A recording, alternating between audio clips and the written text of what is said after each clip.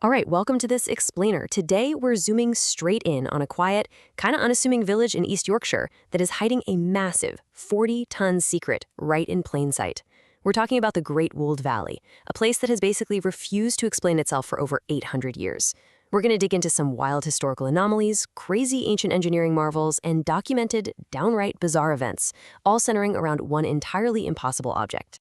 And this perfectly illustrates how our own expectations can totally trick us. When we think of ancient British monuments, everyone's mind immediately goes to Stonehenge or Avebury, right? But the absolute tallest standing stone in Britain isn't at either of those famous sites. It's actually a completely isolated megalith in the village of Rudston. It's just sitting there in a quiet churchyard, pressed incredibly close against a Norman church, towering over the graves of the parish. What's really mind-blowing here is the sheer vertical scale of this thing. I mean, this single piece of solid gritstone shoots a staggering 25 feet straight up into the air. It's literally taller than the roof of the church right next to it. And surveyors estimate that because the top has been blunted by centuries of brutal weather, if it originally came to a point, it probably stood closer to 28 feet tall, raised by people who left no name, no record, and absolutely zero written word. And it gets crazier.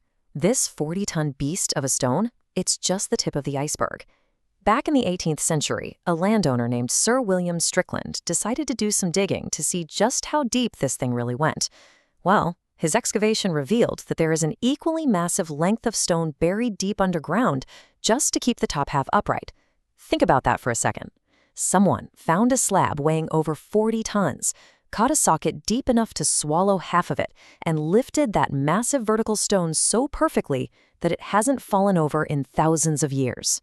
Chapter 1. The Four Converging Curses. If we zoom out from that churchyard for a minute, the mystery gets even bigger. Aerial crop photos taken during really dry summers over the last century revealed these pale lines hidden in the ripening crops around the village. They turned out to be the buried ditches of four massive, invisible, ancient avenues in the landscape that all deliberately converge on this one specific bend in the valley, the exact bend where the monolith stands today. Now, to really grasp the importance of this site, we need to define what these lines are. They're called a cursus. Basically, these are enormous prehistoric enclosures with parallel banks that stretch for miles across the landscape. They're some of the oldest large monuments ever built in Britain, predating the stones of Stonehenge itself. And the kicker? Nowhere else in Britain do four of these miles-long ceremonial paths intersect in one single, concentrated area. I mean, Stonehenge has one great cursus. Rudston has four. It just completely staggers the imagination when you try to picture what this cost those ancient communities.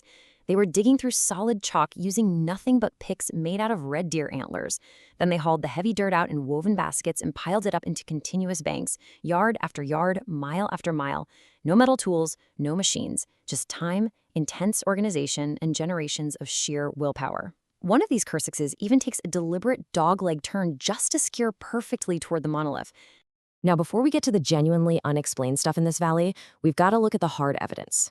For decades, local guidebooks swore up and down that the monolith had fossilized dinosaur footprints running up one face.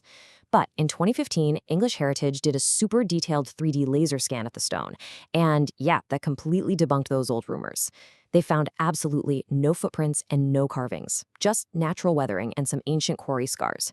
So sure, we can cross dinosaurs off the list, but what remains is actually much stranger.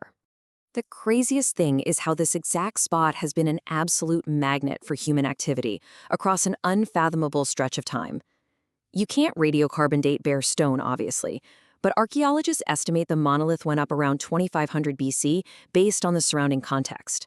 But get this, just 15 miles away at Star Carr, there is an 11,000-year-old hunter-gatherer settlement. People were conducting rituals in this landscape thousands of years before that stone was ever raised. And bizarre events just kept happening here, right up through recorded history. A huge piece of the puzzle here is the water. The monolith was set up right beside a stream known as the Gypsy Race. And gypsy here has nothing to do with travelers. It's an old Woltz word describing a winterborn. That's a super mysterious river that flows out of springs, completely sinks into the chalk and vanishes underground for miles, and then unpredictably bursts back to the surface when you least expect it. But local folklore, backed up by centuries of documentation, actually gives this stream another name: the Woe Waters. The tradition says that when this unpredictable river suddenly floods, calamity is about to hit the country. And look, this isn't just some spooky ghost story. This is a prophecy that was chillingly recorded in historical documents right before the Great Plague of 1665, and again right before the outbreaks of both the First and Second World Wars. When you stack all this evidence together, you realize this monolith sits dead center in a bizarrely active zone. Just down the stream is Willie Howe, this massive chalk mound the size of a small hill. Victorian excavators dug into it expecting to find a great chieftain's tomb, but they found it genuinely, archaeologically, empty, just a deep shaft cut into the chalk. Yet a 12th century chronicler recorded local accounts of people seeing strange beings and fairy feasts inside that exact mound. Add in the vanishing Woe Waters, plus modern testimonies of UFOs and weird static electricity jolts near the stones, and you've got a heavily documented hotspot. And hey, the strangeness in this valley isn't just terrestrial either.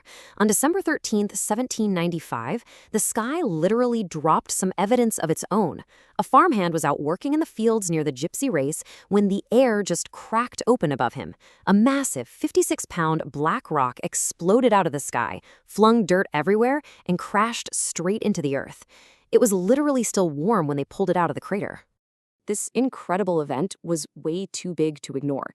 The local magistrate, Edward Topham, went full CSI on this. He methodically authenticated the event, taking sworn witness statements and meticulously examining the impact crater.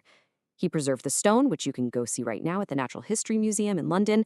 So this specific event, in this specific valley, produced the very evidence that finally forced the stubborn scientific institutions of Europe to admit that yes, rocks do actually fall from space.